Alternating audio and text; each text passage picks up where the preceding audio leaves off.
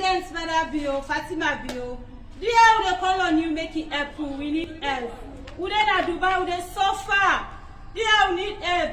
Why it's always not there? We don't get tickets money. Tea for it's not there. Do you have the big? We don't call on the government. Let help we in Dubai. Do you? We need help. Papa government. Do you need help? Let help we. We don't get tea for it. We don't get tickets money for return back now we country. Papa government, Fatima Bio, do you have the call on you? Let help we.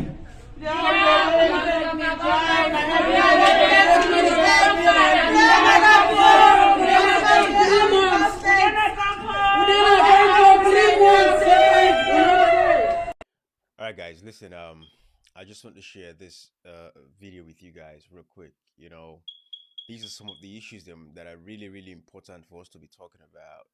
But hey, you have a government who keeps talking about PR system, NIN numbers, all kinds of stuff, and they forget that people are out there with real problems. I want to share this video of Nigerians getting repatriated from Dubai. We all know across the continent of Africa, every country is going through the same issues where, you know, citizens are seeking greener pastures elsewhere because they have no hopes in their own countries, especially across Africa. Everybody wants to go somewhere else to make a living for themselves because they think it's going to be rosy out there, not knowing that sometimes it's even worse with the experiences that they'll get in somebody else's country where there's no human rights protections and stuff like that.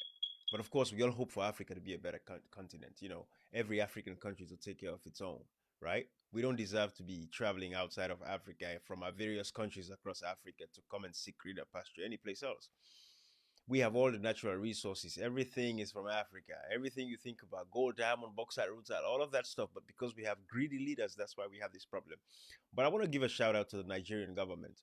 And that is why I want to share this with you, because I want you guys to see this. And then we can see how we can relate this to Sierra Leone and the current government to see what they can do to help to repatriate our citizens that are suffering, especially like in Dubai. So I want to share this video with you guys so you guys can see, you know, what I'm talking about. You know, a whole flight was chartered. They went and got their people from Dubai. These are all their Nigerian citizens that they picked up. And that is why I want to share this with you so you guys can see this. It's very important that governments, you know, listen to the cries of their citizens and do the right thing. Look at them. Tons of them that were repatriated from these Arab countries. And that is why I want to share this with you so we can ask the government of Sierra Leone to see what they can do to help our people. You know, so if these governments, like in Nigeria, if they can do these things, then that means the government of Sierra Leone can do it as well. And you know, I want you to visualize these realities, you know, of our citizens. You know, if only the government of Sierra Leone can go to these countries and get these people out, it would be a very good thing. Focus on the people for once, not just on your own agenda. That is why a lot of these leaders are failing. You know, so these are all the people that got repatriated from Dubai. Are you happy? You are welcome back to Nigeria. We know you are not living in Abuja. You are going to different parts of the country. The federal government has directed that each and every one of you should be given a token of $100 to enable you to travel to where you are going. Are you happy? Are you happy? Okay, thank you very much, and God bless you. You are welcome back. You know, maybe the government can look at that and say, you know what, we can help these people. These are real photos. These are Sierra Leoneans actually sleeping in the streets, you know, and I want you guys to see this. Let me show you on a bigger screen so you guys can see exactly what I'm talking about. But these are Sierra Leoneans, guys, you know, that are actually sleeping in the streets. And, you know, just look at that. You know, that's terrible. You know, so I wanted to share that with you guys so you all can see that. But these are actual Sierra Leoneans that are actually going through, you know, these situations. This is a lot of Nigerians, a lot of them. I'm sure they are very relieved today. You know, so let's do what we could for our own people out in these countries. And let's come back home and make the country a better place. Not just political fighting here and there and all that stuff. Because these are the issues that should be taken care of, but we don't, because every day it's NIN number, NACRA, PR, proportional representation. I mean, we're just finding problems that don't exist when we have actual problems that should be taken care of, like our citizens running away from the country every day. I would say 9 out of 10 Sierra Leoneans today, if you give them, they have an opportunity to leave that country, they would leave. That has to change. The mentality has to change. We know you are not living in Abuja. You are going to different parts of the country. The federal government has directed that each and every one of you should be given a token of $100 to enable you travel to where you are going. And guys, listen to that, right? The airfare was free. The government chartered the plane that brought them back home, and they're giving them at least $100. I know $100 is nothing, but they're giving them something to go start back with. I mean, a lot of lives wasted, young, energetic people, right? But this is beautiful from the government. This is what governments should do. Yes, are they going to do anything to, change the status quo in the countries? Corruption is still going to be there. Their lives are still going to be miserable. But you're better off being miserable in your own country than going someplace else. And that's why I wanted to share this with you, so you guys can see. So President Bill and the government of the SLPP can see. But again, who cares, right? These guys, we only have, 235 days left to elections. I don't think the focus is on the people anymore. I think the focus is on them winning the next elections, doing whatever they could to get the next elections, right, in 2023. So these guys, I'm sure these people are on their own. But when you listen to their stories, all of their stories are all the same every now and again. Listen to these stories. Listen to the stories. What is your name?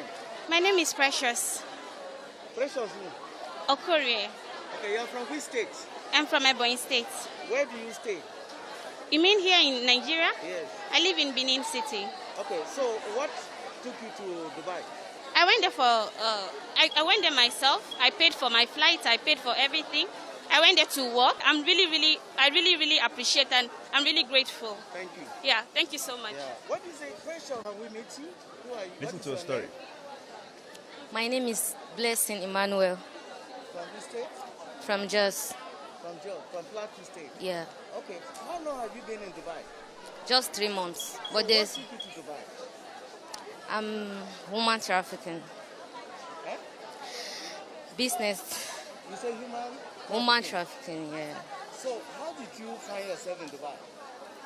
it's very hard because the promise and the way they'll talk to you before you leave your country is very different from the one you meet there. The life there is very hard, very, very hard. Many ladies here, they have many injuries in their body because of the way they treat them. We are there like a slave. You have to hustle hard to give them their money, and last, they don't carry anything come to your country. Many ladies are here now, they give a lot of millions of naira, but they didn't have any money here. How did you get to Dubai? I get to Dubai through friends. I work in a Chinese company before going to Dubai. Chinese company in Guys, Nigeria? these are the stories. These are the stories. Every day it's the same story. And I'm sure we're going to keep hearing these things if nothing changes, if the governments don't change, if governments don't create an enabling environment for people to thrive and survive. Young folks getting out of college don't have a job. But again, to the young folks in Africa, this is my advice to you. Learn something. Get back into farming. Go back to your villages. The thing is, with social media, everybody wants to live this high life. But the government, you have a responsibility to ensure that when these people move back to their towns and villages, they have electricity, they have the internet. Because a lot of our brothers and sisters can live. I can tell you this, guys. If I go to Africa today, if I go to Sierra Leone, I move to Sierra Leone, I don't want to be in the city. I want to be in the remote areas. But what do I need? I want electricity. I want internet. I would like to have clean drinking water. If the government can provide these things to these people in the far, far places in any of these African nations, I'm telling you, it will save a lot of the hassles that we are going through. It will save a lot of lives. It will save a lot of our brothers and sisters that are leaving the continent of Africa, living their various countries. Where is home? I mean, home is home, guys. No matter how, far, no matter how much you make, no matter how, life is good for you in those parts of the world, home is always going to be home. That is what African leaders need to know. And that is why, like myself, I'm putting my hat in the race. So 2028 for presidency in Sierra Leone, or 2033, one of the two. Because we have to change these. We've seen these problems. But since we were born, growing up, a young man, we've been hearing the same things again and again. Nothing has changed. Every day, everybody wants to leave the country. It has to change. These stories would always be here with us. And until we do something right, again, like I said, young people, go back to the towns and villages. Engage in farming. You know, the fast life. Everybody sees these, social media influencers, driving all these cars. Everybody wants to make it, wants to make it, wants to make it. And I don't blame people. You have to make it. Everybody wants to make it. And that is where the African governments come in. Leaders, stop stealing the money from the people. Give them roads. Give them proper hospitals. Create job employment opportunities for them. Empower them if they want to go into farming. Provide the logistics that they need. Give them electricity. Give them, proper education, access to school. That's all the people are asking for. In this part of the world we find ourselves, everywhere is almost like a village. But what's important is there is road, there is electricity, there is clean drinking water. Wherever you go, there is internet. It might not be as strong as some other areas, but you have those basics. It makes you stay away. That is why all the cities are congested. Everybody wants to live in Lagos. Everybody wants to live in Freetown. Everybody wants to live in Accra. That is the problem, because when you move away, you stay in these towns and small villages, you don't have all the benefits that everybody else gets. And these days, these young people want to have access to internet. But anyways, I just want to share this with you guys. And not to forget, men are also going through the same struggle. And I want you guys to listen to this brother so you can see and share his own story as well, see what he's going through. Listen to him. My name is Muritala Olabi Said. I'm from Oyo State, sir. Okay, so what took you to Dubai? To get a new life in Dubai. When we reach Dubai, we know that Dubai is not a good home for Africa, but we are still endure up to this moment. But as I'm talking to you, I've been there for 9 years as a security. When the problem comes from, they ban all Nigerian visa. So my company told me they will not renew all Nigerians. But many Nigerians are there, they are suffering. I can't lie to you, because there's no work. Many people have employment visa, freelance visa, which is up to 1,000. Guys, the story is the same everywhere. Let us stay home in Africa. Matter of fact, let us stay home in Africa and get involved in civic education. Let us stand up to these governments. Young people, don't go and, you don't know what's on the other side. I know you say, well, some made it. If somebody else made it, I can make it too. I know that's what you guys say, but that's not how it goes. Stay home. Fight for your country. Fight for what's right. Speak up. Civic participation, civic engagement. Get involved in your democracy. Get involved in your politics. A lot of you young people don't want to get involved in your politics. You say, oh, I'm not a politician. And if you don't, if you don't get involved in politics, politics is going to get involved in your life. At every turn in your life, everything you do is about politics. The bad roads, the lack of employment opportunities, the fact that you want to leave your country is bad politicians. That's why it is what it is. Get engaged, get involved, get back to farming, like I said. Stay in your community. Live a subsistent life. That's all you need. Anyways, bye-bye. I am going to run for the presidency in 2028 or 2033. I want you guys to bear that in mind, right? I'm preparing you guys now. Prepare yourselves. How long are we just going to sit back here and be screaming and hollering and talking about what is wrong? Why don't we go and fix the problem? That is why I'm going to contest the presidency in 2028 or 2033.